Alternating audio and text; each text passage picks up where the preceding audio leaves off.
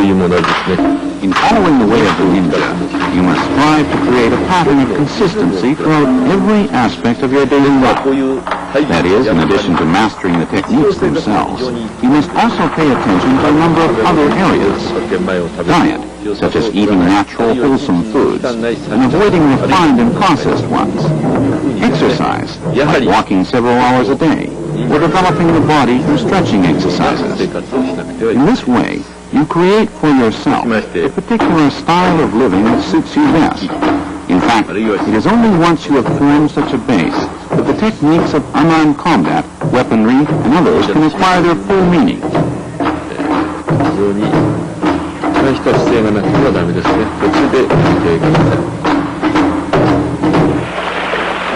This demonstration shows one result of a ninja's long years of training, the ability to intercept the murderous intent of an attacker. Dr. Hatsumi directs the intent to kill to the student in front of him, then brings the sword down. The ninja's acquired intuition warns him of impending danger, enabling him to dodge the blow at the last instant.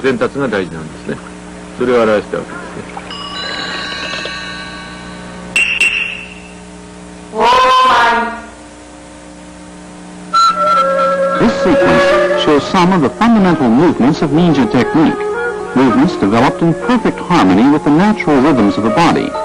Although each is basically very simple, in combination they take on deadly effectiveness.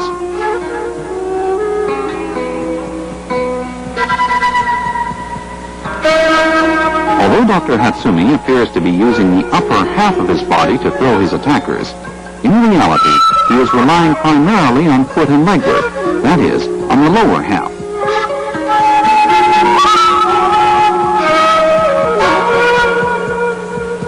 Once again, pay close attention to the footwork in this sequence. Footwork is by far the most important part of a ninja's physical training.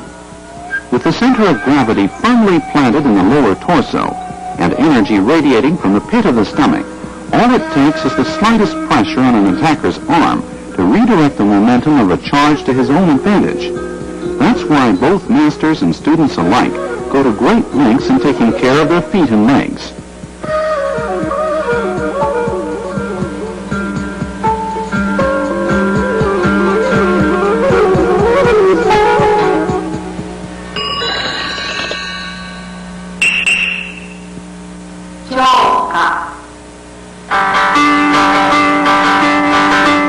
Traditional Japanese umbrellas are important parts of many techniques used by kunoichi, or female ninjas.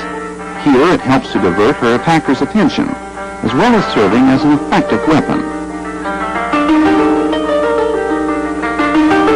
The kunoichi also uses her traditional wooden sandals to deliver painful blows to a number of vital points. Here she throws them to gain time in readying a vial of blinding powder for her assailant's next and last charge. Notice the lateral walking style, which gives the kunoichi time to detect vulnerable points in her attacker's defense.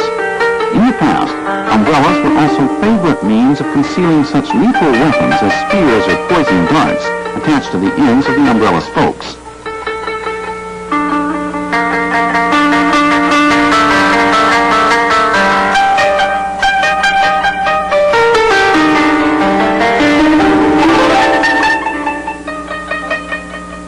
One of the most vital parts of a ninja's training is developing ingenuity in defeating an opponent. Notice how the kunoichi opens the umbrella to conceal her attack, making it all the more effective when it comes. Next, she uses the tip of the umbrella to deliver an upward strike. Also observe how many vital points she hits with the sandals: elbows, knees, tops of the feet, and shins, all in the same motion.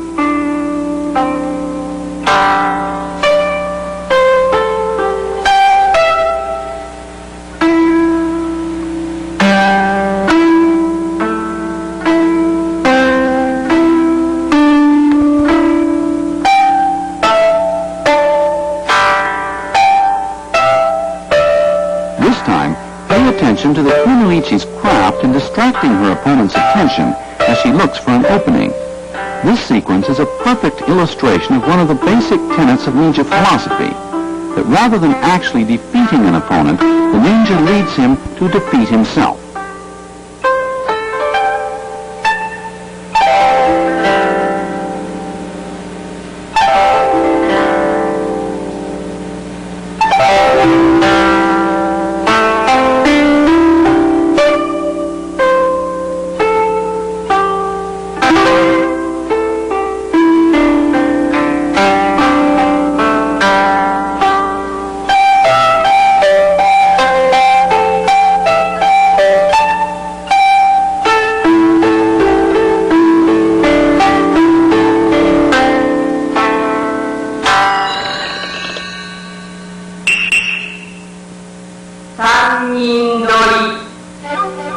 sequence, you'll notice that Dr. Hatsumi does not actually grasp any of his attackers.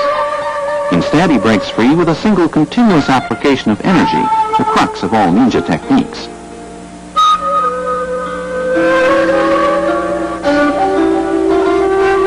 Once free, success depends on his ability to disrupt his opponent's physical as well as mental energy flow.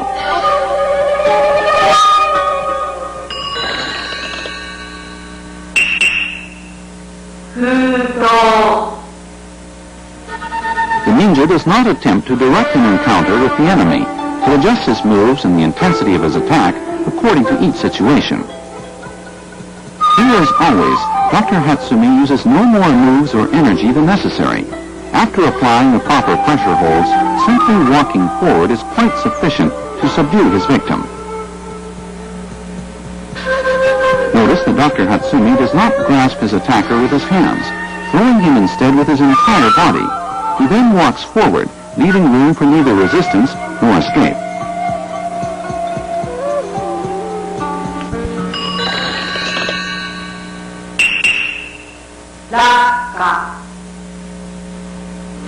This move also illustrates the importance of legs over hands in deciding the outcome of an encounter. Now let's take a look in slow motion. Dr. Hatsumi takes down the first attacker with balance and footwork alone, and the next with a kick ending in a sharp outward snap to the solar plexus. And after throwing the third, he once again applies pressure to the last two as he walks toward them, rendering them completely helpless. As you learn the way of the ninja, you will forget the notion that you direct a combat situation yourself. Your moves will be dictated by those of your opponent. This is a fundamental principle of not only ninja unarmed combat, but of all other types as well.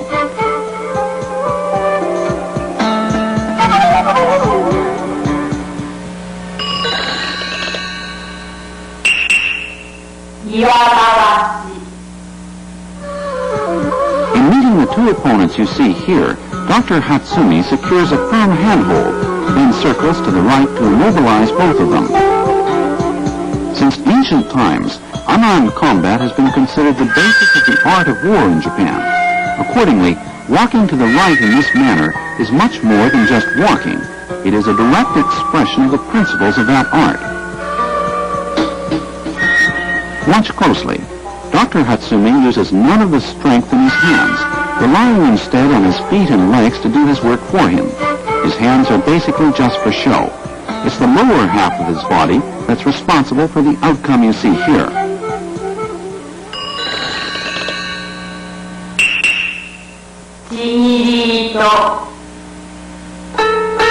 Although the kuno-ichi demonstrating these moves uses a sash containing blinding powder, a rock or other heavy object is also acceptable. This is yet another example of ninja ingenuity in turning the most ordinary of everyday objects into effective means of self-defense and survival.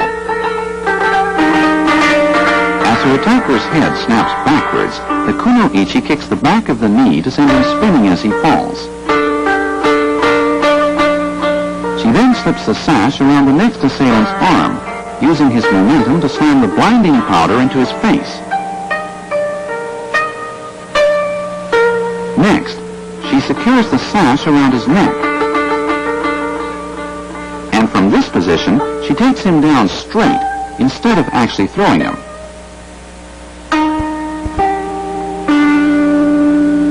Especially for the kuno-ichi, ninja art is anything but a test of strength. In fact, the basic strategy of combat techniques for women is to strike with ferocity while feigning weakness. Of course, women are at a great disadvantage in terms of strength when facing the male adversary. However, by mastering ninja techniques, they can neutralize this and other disadvantages, as you see here.